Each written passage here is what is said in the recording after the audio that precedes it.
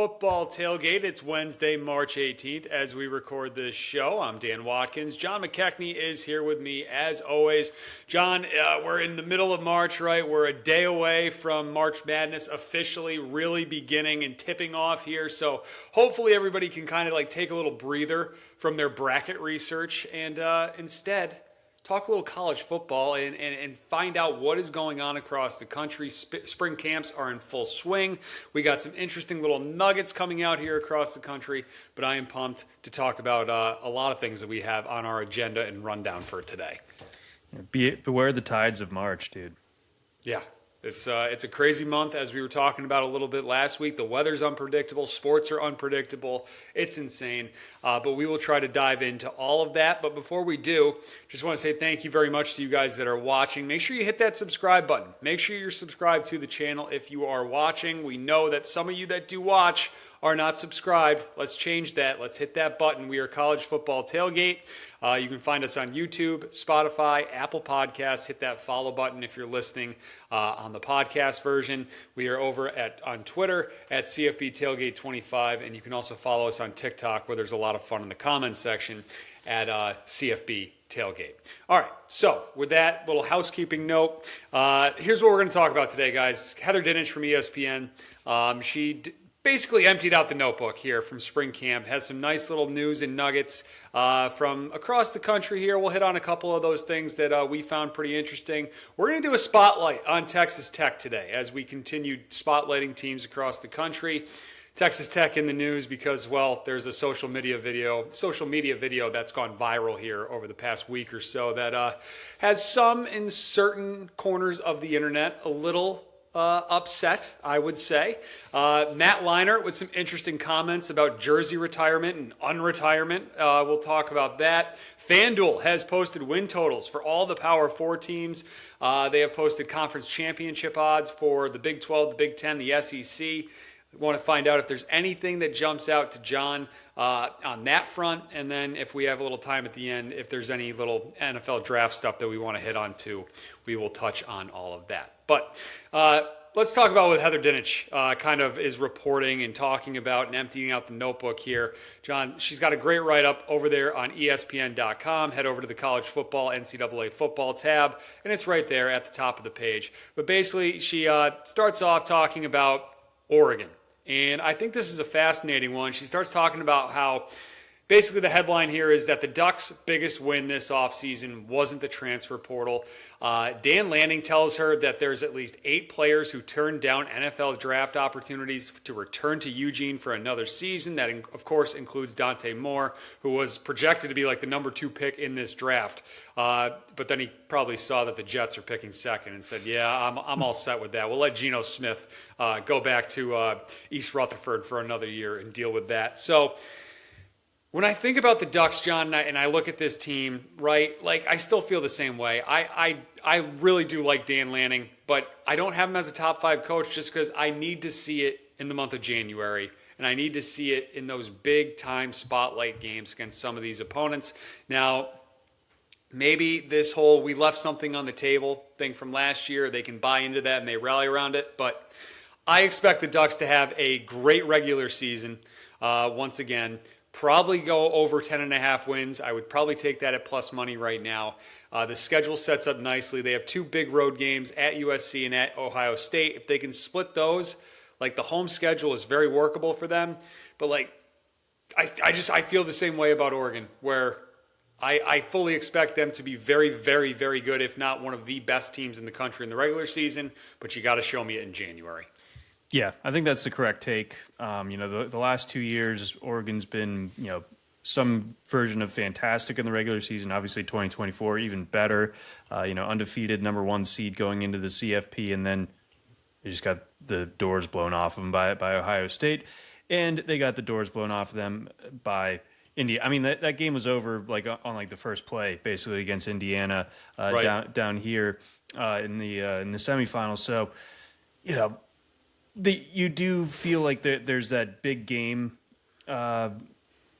elephant in the room when it comes to Dan Lanning at this point, but I don't know how much better he could be doing as far as like program management and roster construction right now. And, the ability to get Dante Moore back. I'm not like the biggest Dante Moore guy in the world, but like I'm also not enough of a hater to be like, well, this actually is bad for the program. Like having a guy with more experience at quarterback, usually a pretty good thing. So I feel like Oregon is built the right way. It's just, going to be a matter of does one of these teams kind of muscle up and kind of like kick Oregon's butt once again, come playoff time. But I have very little doubt that this is an Oregon team that will be back in the CFP this season. So they got one more thing to do, one more hurdle to clear here as far as like their program is concerned. It's a big one, of course, but feel like they're at least pulling the rope in the right direction. Yeah, I like that 10.5 number. I mean, plus 116 right now at FanDuel to the over. They've hit this 3 straight seasons under Dan Lanning. Like I mentioned, right, you got 2 big road games at USC, at Ohio State. You figure out a way to go 1-1 and split those. And we've seen Oregon go into Columbus and win in recent memory, too. That was before Dan Lanning was there. But a few years ago, was that like an Anthony Brown team that went in there and beat C.J. Stroud, I think, in like Stroud's freshman year? It was yeah. And I know, was it Kayvon Thibodeau didn't even play that day, right? That was like the big thing is like Oregon sunk because they have to go to Columbus without Thibodeau. And it was like a noon kick. It was big noon, I think, too, and everybody was like, "Oh, this is going to set up poorly for Oregon." And then all of a sudden, Oregon's out to like a huge lead. Like Ohio State had to play catch up in that game. But nevertheless, I think with Dante Moore at quarterback, it's going to give them a shot in every single game here. Moore's interesting. I know you said you're not that high on him, but I'd have to think he's going to be pretty high up on the odds board when it comes to the Heisman preseason market. Like he's probably going to be that I don't know, second, third guy on there. Yeah, I mean, there's always like certain boxes that need to be checked when it comes to like making a legitimate, Heisman candidate. And he's going to check most of them. He's a known commodity at this point at a major program that's going to be, one that's probably going to be successful enough to get into the college football playoff. He's going to have a big, hand in that team's success. So I mean, like those things certainly set up as likely marks in Dante Moore's favor. It's just, are the numbers themselves going to be that like gaudy enough? And is he going to have those like big Heisman moments along the way this season to kind of ice it for him? Yeah, and we know the receiver room is looking good as always up there at Oregon. Tight end, I'm sure they'll find a replacement for Sadiq. You might not find someone as freakish as Kenyon Sadiq, but I do expect Moore's going to have plenty of weapons to work with there where he should put up another really, really nice season. So we talked about Alabama in depth last week. Kalen DeBoer talks to Heather Dinich, basically tells her that, well, he doesn't go into the transfer portal and didn't need to go into the transfer portal at quarterback this season because he's confident in either Austin Mack or Keelan Russell to win the job. And he continues to pump the tires of both these guys. Ryan Grubb kind of doing the same thing too. And I feel even stronger, John, about my kind of take that we had last week with that we're not going to get an answer of who the starting quarterback at Alabama is until like the hours leading up to that week 1 kickoff. So this crossed my desk this week. Obviously, Austin Mack is older than Keelan Russell or has been in college longer. He's still 19. I don't know how that happened, but apparently, I don't know, according to Google could be, pulling my leg here, but he's younger than you'd think, is Austin Mack. But I still am leaning with my Keelan Russell take, but yeah. Turns 20 in June. So he turns 20 in June. Yep, according to Wikipedia. This will be what, his like third year in college or something? Fourth year maybe in college? Probably third year in college. Still interesting little tidbit there, but basically I'm with you where I think Alabama has the luxury of kind of letting this quarterback battle play itself out. It's not like Alabama has a big game in week 1 or anything that they kind of have to have this buttoned up. They can kind of almost use that first game of the season as a bit of like a final tryout between those two to figure out who exactly is going to be the guy there in Tuscaloosa this year. Yeah, I think it's going to be Mac if I had to make my prediction here, 6 months out or whatever we are, 5.5 months out, just because another little line there in that piece from Dinich. When I saw DeBoer talking about Mac's running ability, that makes me think he is going to, that's maybe tipping his hand because, well, we know Keelan Russell's like the number one dual threat guy, right? So that was supposed to be his big edge over Austin Mack in this competition. But if we have Kalen DeBoer talking about Austin Mack's ability to move with his legs, I think that kind of swings it in his direction. It might be his job to lose. Yeah, it does feel like, he's known Mac a decent bit longer, going back to Washington. So it probably almost feels like he owes it to him. But, Mac's going to need to hold up his end of the bargain. But even still, I think seems like he certainly has a slight inside track. I still think Russell is, that's going to be a guy that they're going to need to placate. Like if he's not going to start, they almost need to give him like the Tua treatment from like the Jalen Hurts year, where it's just like they're blowing the doors off of teams and Tua comes in the second half, gets ready, that type of thing, because I have a hard time. Like it's too high profile, especially in this day and age. It's a very difficult thing to juggle two really high profile quarterbacks, and we'll see how well DeBoer handles it the way that Saban obviously did, because we have to compare everything to Nick Saban when it comes to Alabama, but almost a decade ago. Naturally, right?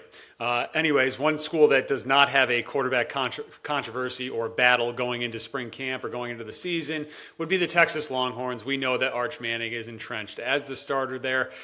Some notes from Dinich on Texas. This one just kind of made me laugh.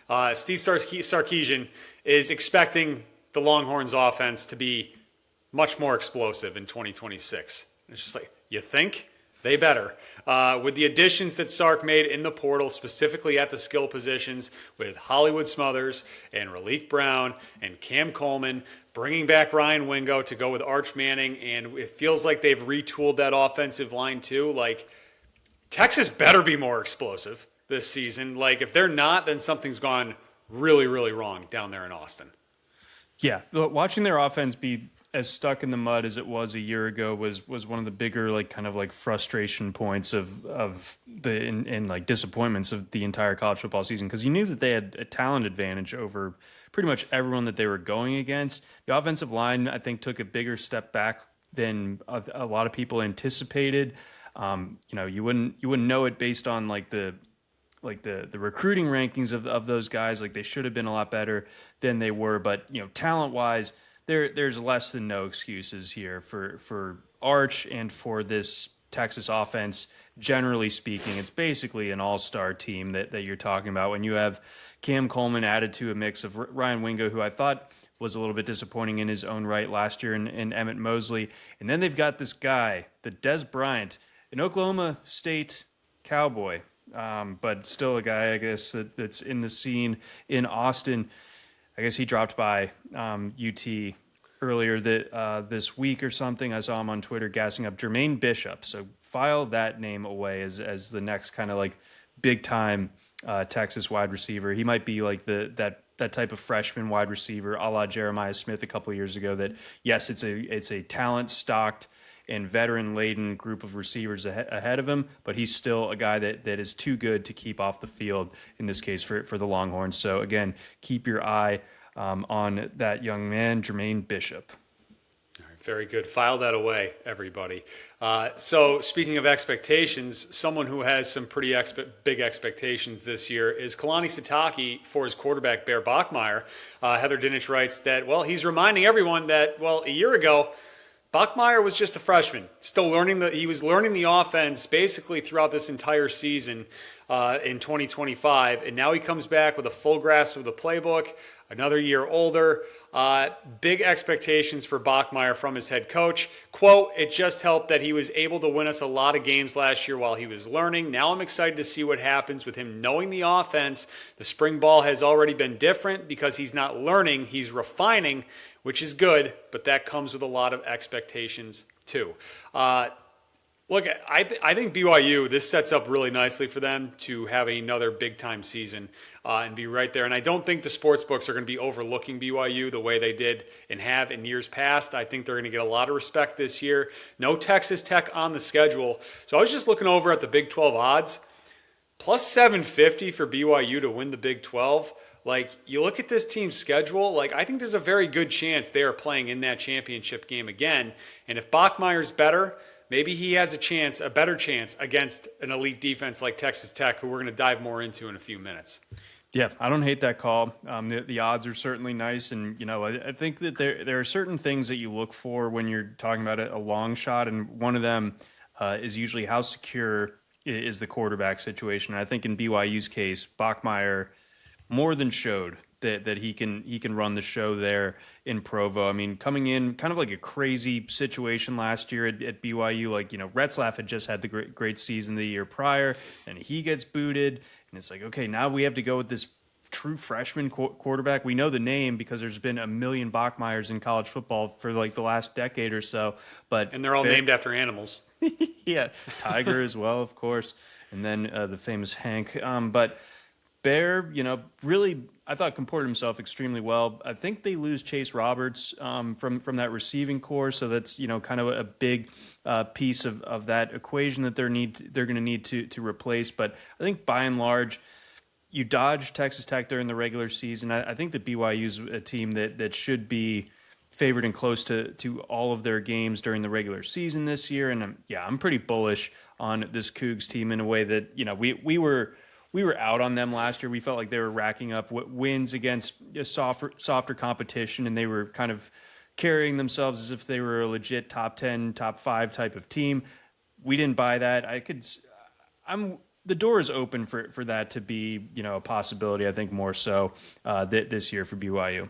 Yeah, absolutely. And going back to kind of just why I'm looking at them in a Big 12 future, their biggest game is Notre Dame, which is not a conference game. They get Notre Dame at home. No matter what happens there, that's going to have no impact on that Big 12 race. So no Texas Tech on the regular season schedule. Obviously, they play Utah, but I don't know what Utah is going to be with Kyle Whittingham now out of the picture. Not that they were all that good last year. We'll see if Dampier, who I believe is returning, and if the Damp boys are back or not. But I do really like BYU to at least get to that game there. And then if you got a nice plus 750 in your pocket there, that opens up a whole lot of opportunities for you on Championship Saturday. One more here that caught my eye. John Summerall talking about entering the SEC the first season that the conference moves to 9 conference games on the regular season schedule. And John Summerall says he's not in awe of the SEC. And that just immediately just throws my antenna up, just like, oh boy, here we go. Like this. I'd be careful what you say, Coach. That's all I'm going to say, especially if you're looking at a potential of like Aaron Philo, however you say his name, at quarterback there down in Gainesville. The Doughboy, they're calling him on the internet. As far as that goes, like you can't come in and say like, holy crap, I'm in over my head. But yeah, it's another thing to be like, no, this, coming from Tulane, those guys, like that. I'm not seeing anything special. It's like, I think, but he'll get in line with the rest of the SEC coaches, and his tone will have that proper amount of reverence. This is the best league and all this and that. We'll get there, but it is funny that Summerall, kind of like the outsider, coming in and not really just giving your boilerplate type of answers that we're used to seeing from these SEC old boys. Yeah, absolutely. I am very interested to see John Summerall with some like big time resources now, what he's going to be able to do. I mean, he's had a great career so far, success at every single stop. Now that he's got a little money in his pocket here and he's got some big time backers, what's he going to be able to do? So that's going to be interesting to see there with Florida this season. All right, so let's start talking about Texas Tech. We're going to put the spotlight on the Red Raiders, who are the defending Big 12 champions. John, did you know that Oklahoma is the only program to ever win back-to-back Big 12 titles, and they haven't done so since 2020. So it's been a while since we've seen a repeat champ in the Big 12. Expectations, I think, are very lofty here. Last season, they lose in the Orange Bowl. They can't score at all. That's that college football playoff quarterfinal game against Oregon. Some people throwing some blame on the quarterback. So what does Joey McGuire go out and do? Well, he brings in Brennan Sorsby, your guy who I know you are very high on. Number 19 recruiting class. They are only one of 10 teams in the nation with multiple five-star commits. Number 2 portal class. Sorsby the big ad there. Some people throwing out maybe this year's Mendoza, which could be interesting. Bill Connolly has Sorsby as the 9th best quarterback situation in the country here. To me, it just comes down to how does Texas Tech handle the pressure? You got an 11.5 for their win total. They're going to probably be favored in every single game here. Like this schedule, we'll dive into it in a few minutes, but like the only way I think that Texas Tech loses a game in the regular season is if they just take their foot off the gas and beat themselves. Yeah, it's hard to see it going any other way. Or I think the other more concerning thing, and this is probably more for come playoff time, but the defense won't be at least I don't think it's going to be the trump card that it was a year ago. I really felt like they had the best defense in college football last year with Romello Height and David Bailey and Jacob Rodriguez. Like the list went on. I'm missing that defensive lineman who's going to the NFL too, but he is massive. I'm pulling for him. I'm a big fan of his work as well. So that front seven in and of itself was unbelievable. I mean, even with the offense being as putrid as it was in the Orange Bowl against Oregon, like they weren't out of that game until pretty late on. You know, the defense was able to hold its own and really kind of make Oregon work for every single point that they scored.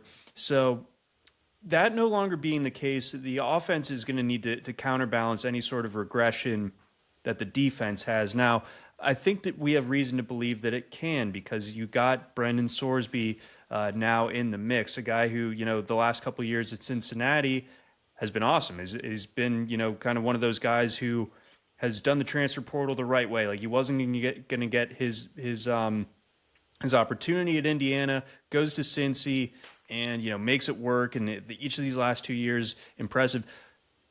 His haters are noting that I don't think he's won a game in November as a starter, or at least he's like 1-6, 1-7, something like that. So bear that in mind. Going to need to be able to finish strong here. But as far as like who is Brendan Sorsby, he's a guy with kind of like that prototypical big frame on a quarterback, like 6'4", 6'5", something like that, and 235. So big kind of bulky dude, can definitely pick up the yardage with his legs and also push the ball downfield with his arm.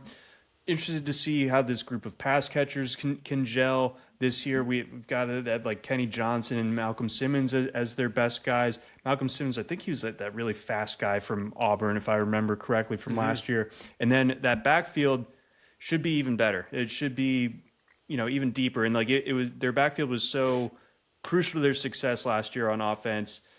Even without Quentin Joyner, he's going to be back. He's coming off of that injury. You got Cameron Dickey and Jacoby Williams still. So Sorsby gets a little bit more insulation that way, but I don't think he really needs it. Like they're paying Sorsby to be that guy, but it's nice to know if you're Texas Tech that you have that backfield to fall back on as well. Yeah, I love the running back room. I absolutely love this running back room, and you hit on it. Quentin Joyner coming back off that injury, right? They were expecting him to be a big piece of that team last year. They're expecting that once again this season. This is a guy who, John, has averaged over 7 yards per carry in his career, and that was at USC. Now he's going to go behind a Texas Tech offensive line that they expect to be much better. So Texas Tech, they did lose some of those big pieces on defense, like those 3 big names who I believe are like in like the top 50 when it comes to overall prospects on most people's lists in the NFL draft, starting with David Bailey, Jacob Rodriguez on there too. But you bring back 14 starters. Offensive line, Joey McGuire says they're getting bigger too, so that should help the run game. And I do want to hit on this because I love this quote from Joey McGuire. This is from Heather Dinich's article. McGuire says he expects the Red Raiders to be better on the line. Quote, what's crazy is I thought we were a big team last year. We're an even bigger team than we were last year. When you see us get off the bus, we look the part. At different times, at different positions, we haven't. Mass kicks ass. Let's just keep getting bigger up front. Love that slogan, mass kicks ass. So that kind of leads me into, well, why Texas Tech has gone viral the past few days. So there's a video from, I believe, Adam Brenneman that Texas Tech, he goes to Texas Tech's weight room. He's talking to some of the linemen, and they basically say, well, we have banned any dumbbells under 40 pounds from our weight room. You got to lift heavy, which has definitely sent a little bit of bro culture and gym bro culture into a bit of a tizzy because, well, I don't know if they just weren't picking up on the sarcasm or not, because Joey McGuire did actually walk this back after seeing the video and all the clicks that it got, that it's just that one part of the weight room does not have anything under 40 in it. They have 15s and 20s and so on in other parts of their weight room. But still a really funny video and some great reaction across the internet the past few days. So if you watch us on YouTube, you may not look at us and say, those guys go to the gym. Wrong. We do. So we know what we're talking about. And I thought it was funny the amount to which the clapback on Brenneman's video is like the lat raise clan out there was completely up in arms. First thing that popped in my mind. Not going to lie. Well, yeah, I mean, there's no chance that you can lateral raise 40 pounds. Like it seems very bad or dangerous or impossible or some combination of the three. That would really seem like the only exercise that really like seemed out of bounds for the 40 pounds thing. So I thought I loved the message behind it, and mass does kick ass, Dan. So I was rocking with Texas Tech on that, and everyone who was crying about the lateral raise potential in that part of the gym. Oh yeah, come at me, JJ. JJ Watt getting all worked up. No, it was good. It was funny and definitely sarcastic. Obviously, you do need some lighter dumbbells to get some different kind of work in and stuff that. But I do like the whole mentality, and that's what it brings me back to. The mentality of Texas Tech this year, that no one's going to push us around. Mass kicks ass. I expect Texas Tech, John, 12-0, very much on the table this season. Take a look at their schedule here. We got that win total sitting at 11.5. It's plus 160 to the over here on this Wednesday morning as we record, or early Wednesday afternoon as we record this. When I was doing my notes last night on Tuesday, it was plus 172. So this number's starting to get beat up a little bit here. And let me pull up Texas Tech's schedule for us, because what you're going to notice is this team should not, like, I'm trying to find where the slip-up is, and I can't find it. So let's take a look. You open up with Abilene Christian. At Oregon State, I mean, going to Corvallis could be tough, but they should take care of business there. And then you just get home games against Houston and Sam Houston. I have to go up to Colorado, but you get ASU at home. At Cincinnati is going to be interesting just because of the whole Sorsby dynamic. That potentially could be a slip-up spot, but you get Arizona at home, you get West Virginia at home, Oklahoma State and Baylor I don't have much expectation for right now, and you close out with TCU. So no Utah, no BYU, no Iowa State, who I believe are all like the second, third, fourth teams here on the Big 12 odds board to win the conference. Like 12-0 should very much be in the cards here for Texas Tech this season. Where's the OK State game? That game, I believe, that's in Stillwater. Leave that open as a possibility. We're going to have to see. I like Eric Morris a lot. I love Drew Mestamaker, Caleb Hawkins. We'll see how it all works, because a football team is more than just the quarterback and the running back and the head coach, especially if Texas Tech's trenches are as dominant as we are expecting them to be. But, that point of the season, OK State, we'll have a better idea of who they are exactly under Morris. They had gotten totally, kind of like rudderless in the late years of Gundy. I think he, introduces a little bit of juice to that program that needed it. But otherwise, I feel like Texas Tech is not really going to be sweating, which could work against them come playoff time. I mean, other than the Big 12 championship, I always prefer a team that's been battle tested versus one that hasn't been come playoff time. But there's no reason to be like, yeah, Texas Tech is gonna totally fall flat on its face after last year. Last year is a total mirage. Like, this is a program that has the funding, has the talent, has the coach in McGuire that they can kind of put it all together. I love the Sorsby call. I mean, they muscled out LSU for them. I think that says a lot about where Texas Tech is in these streets these days. And then last comment on their gym equipment as well. They have their dumbbells made in a way that the TT can't be upside down ever. Like, it gyrates perfectly, so it no matter like what position the weights are in, Texas Tech logo always perfectly upright. Love that. Absolutely love that. All we got to do to really put the stamp on things is make sure that the tortillas are allowed this year. I remember that there was a little bit of controversy that they might be banned. Can't be having that. Can't be having that if you're going for 12-0, trying to be the first team and first school other than Oklahoma to ever win back-to-back Big 12 championships. But, John, right now, Texas Tech is minus money. They are minus 115 to win the Big 12. It's wild. You got a huge drop-off. Utah is 7-1. And then you got BYU at plus 750. And then another huge drop to, I believe it is Houston at 18-1, plus 1,800 here. So, Texas Tech, everything is there for the taking for them. I do feel like, though, looking at that schedule, that they are going to be the poster child for the, who have they played crowd. It's going to be obnoxious. So if you're a Texas Tech fan listening to us, you probably heard enough of who have they played last year, but yeah, get ready for even more of that this year, because there's going to be no margin for error for you on this schedule in terms of the court of public opinion. If you slip up once, people are going to be like frauds. Absolutely. No, completely agree with that. Yeah, minus 150, that's not even worth it, that future. I mean, that's just you're laying juice on a future. I don't like doing that. I would not do that. You'd be better off just rolling over money lines all season, I think, than that's in some absurd money lines at that. So that's our Texas Tech spotlight. As we mentioned there, the win totals are out. They're posted on FanDuel. So let's just kind of quick hit some of the teams we've done in recent weeks. John, Alabama, we got an 8.5 for the Tide, minus 122 to the over, even money to the under. I like the over for the Tide there. I think the schedule sets up nicely. We got that long, slow ramp up. More their big game, like Georgia. The Georgia game is in Tuscaloosa this year. I think 9-3, 10-2, very much on the table for Alabama.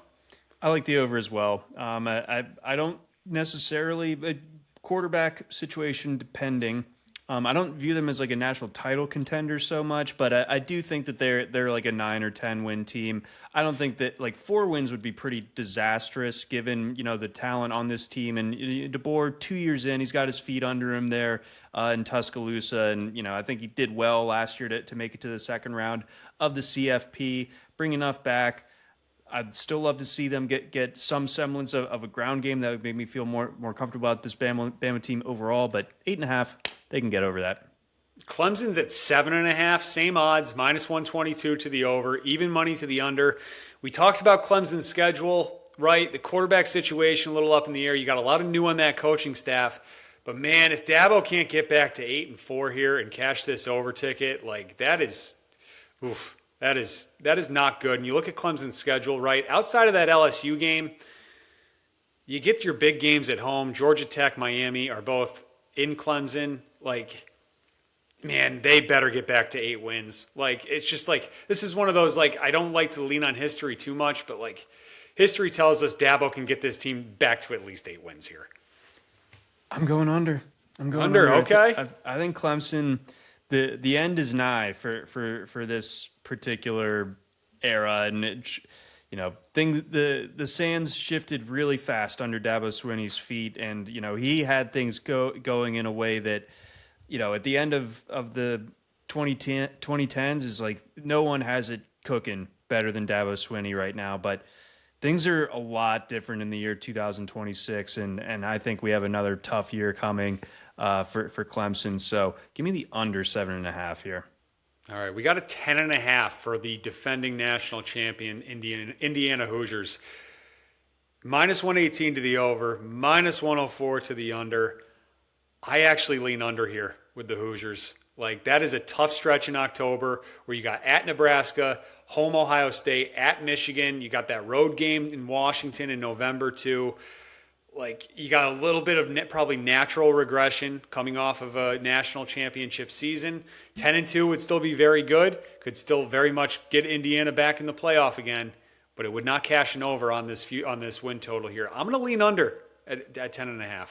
Yeah, that schedule's tough. I wish I remembered exactly what I said when we spotlighted Indiana earlier this offseason, but I like the under as well. I like Josh Hoover plenty. I like the work that they did in the portal as well, but I mean, we're talking about I know there's sort of like the history thing that you were just talking about with Clemson, and it's hard to be like Indiana's obviously like gonna get over 10 wins or whatever, but I don't know. The way that schedule sets up, especially the way it's structured, where you get Nebraska, Ohio State, and Michigan in such short order, like those are your three toughest games. I could see you dropping two of those. I really could. So I'm gonna go under. I think that's a lot of respect from the books for Indiana. I don't expect them to go far from that 10.5, but I think 10-2 is what we're looking at with the Hoosiers. So Ole Miss has a 7.5 posted right now. Heavy juice to the over at minus 150, plus 122 to the under. I'm staying away right now with anything because, well, this Chambliss thing is not over yet. Even like if Trinidad Chambliss is the starting quarterback, which I do expect him to be, they're going to clear this number, I think, and get to at least 8-4. This is a very tough schedule for Ole Miss this season. A lot of big time road games. You do get LSU at home. But, I mean, they should get to 8 wins, but I'm not looking to lay any crazy juice on it. Yeah, I mean, I guess like if you are of the opinion that Chambliss is playing this year, maybe you should just go ahead and take it right now. But, I thought you made a really interesting point earlier this offseason about Ole Miss. And, their playoff run was pretty unbelievable. Like, how much of it was like a bit of like a sugar high though, with like all the craziness and like you just galvanize, one time for the one time type of stuff. And reality sets back in this year, and Pete Golding, now he's, back to basically being a first time head coach at a big program facing a very, very difficult schedule. Yeah, it's either a stay away for me or a sprinkle on the over under the expectation that Chambliss does come back and is cleared to play. Yeah, so, and then one more that we got here too, and kind of leads right into it. LSU, we got an 8.5 for the Tigers. Lane Kiffin's first year, minus 150 to the over, plus 122 to the under. I would probably wait for the alt lines here and grab like an over 9.5. I remember when we were talking and looking at this schedule, like 10-2 should be the floor for LSU this season. So I would wait and see what the number is at 9.5.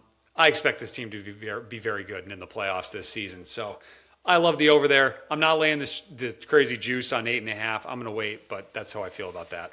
That'll be one of those like big, like Ben Fox, who does all like the betting data from sports books. Like books are just rooting against LSU like hell this season because they're just going to be such a huge liability. Definitely. At that, like as far as like overs and handle are concerned, LSU might be top dog, top cat this public year, darling. This offseason. People are going to be all about the Lane Kiffin LSU experience. So just that will be interesting to see the final readout on how much the books are out if LSU hits that over. But I think they will. Yeah, I agree with you. Maybe a better way to look at LSU right now if you're just itching to put some money down on them. What about to win the SEC? 6-1, right? We got some conference championship odds right now. Some of the ones that jumped out to me right away. One of them was LSU, John, at plus 600. They're behind both Texas and Georgia. But like we're talking about, if LSU is 10-2 or better, there's probably a pretty good chance that they are playing in Atlanta on Championship Saturday. Yeah, and I just think that the way that they're built is championship or conference championship caliber. So I definitely don't hate that. Did you say 6-1 to win the conference? But I think it's Texas's to lose. I think Georgia's regressing a little bit this year. Yeah, no, I think LSU is a nice get at that 6-1 figure. Yeah, absolutely. And LSU does not play either of those two teams in the regular, or they get Texas at home. They don't play Georgia. They get Texas at home. So going to be interesting there. Texas is 3-1, Georgia plus 390. Then you got LSU at 6-1, followed by A&M at plus 800, Bama plus 850, and then we started getting a little longer there with Ole Miss at 10-1, Oklahoma 12-1, and then the big time drop off until you start seeing the Floridas and Tennessees of the world. Other conferences, as I mentioned from the beginning, the Big 12, the only team I'm looking at is BYU. That's plus 750. I'm not putting down minus money on A&M or on Texas Tech right now. Utah is just way too much of a question mark for me, but I like that BYU number at plus 750, especially since they don't have to play Texas Tech during the regular season. Yeah, no, I think that's the way to go about it. So the idea of them making it all the way to the Big 12 championship game in good shape there, then you're right. You're one win away from cashing that ticket. You can kind of figure out how you want to hedge from there. The ACC also kind of in a similar setup as the Big 12, where the favorite with juice, Miami, and then you got to go to 7-1 to get to second on that board. So I mean, do you like anything? Inherently, like I'm not going to bet Miami at minus 135, but I'm going to need to do some more research to find something. The ACC can always deliver something crazy, like obviously, like what's SMU? They are 7-1, but interesting. I don't know. Like am I? Like, I'm trying to think. Would I do Georgia Tech at 33-1? Like that's not terrible. Who's the quarterback? The other Mendoza. Oh, that's right. That's where he went. Okay, Alberto. That's right. And they're gassing him up. They love him. What if James Franklin hits the ground running at Virginia That's Tech? an interesting one too. That's 22-1. So the ACC is where we can get real galaxy brain with it, whereas the Big 12 feels like it's a bit open and shut. Like it's going to be one of those two, like either BYU or obviously Texas Tech. But I don't know. I have questions about Miami. Like they have the structural underpinning of a team that should stick around, but I don't know. We'll see if they can actually do it. I mean, they got Mensa now too. Like I feel like Miami is like that's your team. That's got to be your with everything going back there. And Tony as well, another year older, still a teenager, but that's going to be interesting. You bring in the other wide receiver from Duke too. Mark Fletcher is going to return. Like that, we know the line's going to be good. Like Miami should win the ACC this year. They absolutely should. Be a real shame if they slipped up. Real shame. All right, so you mentioned Galaxy Brain. You mentioned James Franklin. I got to give you my Big Ten kind of thoughts here. Okay, so I'm looking at the Big Ten board right now, and Ohio State is the favorite at under 2-1 at plus 190. Then you got Indiana at plus 260, Oregon at plus 300. Big drop off then to Michigan at 12-1, USC, and then another drop off until we get to that next rung of teams. Am I crazy for one to do a little sprinkle on a Penn State 20-1 to win the Big Ten? How much faith do you have in Nat Campbell in year one, bringing in a lot of the good pieces from those Iowa State teams from the past couple of years, including Rocco Beck to be the quarterback? You look at Penn State's schedule, no Ohio State, no Oregon, no Indiana. You get USC and Happy Valley. They do have to go to Michigan. But this sets up where if Matt Campbell has a really nice, solid foundation here, Penn State could find their way to Indianapolis and be in that game. And then you got a 20-1 ticket in your pocket. I love the Galaxy Brain there because you have the chance to, if you're going to play one of the big boys in the Big Ten, we know that they need to duck Ohio State. They just can't beat Ohio State. Right. It's not, that's not even a Franklin problem. It's just a them problem. But I feel like if you beat Michigan and your Penn State, Michigan could be kind of a bit of a wounded animal right now, but you're still going to get a huge amount of credit for beating Michigan, especially if it's at the Big House. Mm-hmm. The talent's definitely there at Penn State, and Matt Campbell's a hell of a coach. It seems like he's kind of gone underground the last couple of years. It wasn't a super flashy end of his tenure there in Ames, but guy just won football games there, and I feel like we're going to see him win some dang football games in Happy Valley. So, I mean, if you want to get off the Ohio State and Indiana type of squads, go a little further down the board. I think that 20-1 Penn State is alive. Absolutely, I like that call. I appreciate you backing me up on that too. Gotcha. And like I mentioned, they get USC and Happy Valley, and we know Lincoln Riley has just been a total mess when he has to travel time zones at USC. So I really like the way the schedule sets up. I do expect to see a pretty big swing with Penn State this year from how bad things were last year to get back towards like respectability. And like it wouldn't surprise me if they are right there in the thick of that chase come November when you have those two massive games against SC and Michigan coming up. So I think that's some good value there if you're hunting for value here in the month of March. Bingo. Yeah, no, I like that call. Where's Maryland? Maryland we have at plus 30,000. Yeah, don't bet Maryland. I wanted to make 300 to 1.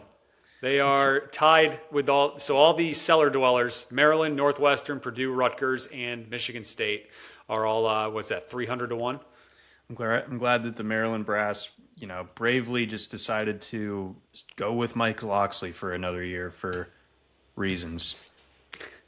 All right, so one last thing I do want to hit on here before we sign off for this week. Matt Leinart made some comments on his podcast with Turtle, Jerry Ferrara from Entourage, that basically saying, under no circumstances, I believe the quote was, "No effing chance will I ever unretire my jersey, number 11 for USC." I love what Matt Leinart said about this. You can go check out on there. I believe they're the comebacks or the throwbacks, one of the two. It's just escaping me at the moment to find the quote and the clip. Basically, Leinart says that coaches in the past, he did point out later on Twitter, Lincoln Riley has not asked him, but coaches in the past have asked if he'd be willing to unretire number 11 to give to some recruit. And Leinart makes a great point saying, absolutely not.